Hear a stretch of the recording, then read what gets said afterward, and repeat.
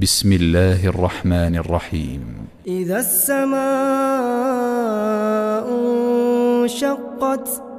وأذنت لربها وحقت وإذا الأرض مدت وألقت ما فيها وتخلت وأذنت لربها وحقت يا أيها الإنسان إنك كادح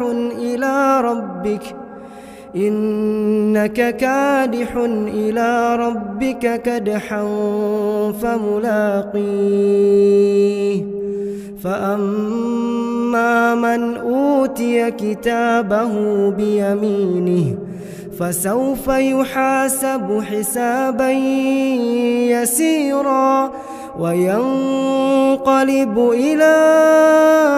أهله مسرورا وأما من أوتي كتابه وراء ظهره فسوف يدعو ثبورا ويصلى سعيرا إنه كان في أهله مسرورا إنه ظن أن لن يحور بلى إن ربه كان به بصيرا فلا أقسم بالشفق والليل وما وسق والقمر إذا اتسق لتركبن طبقا عن طبق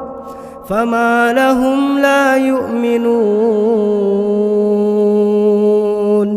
وإذا قرئ عليهم القرآن لا يسجدون بل الذين كفروا يكذبون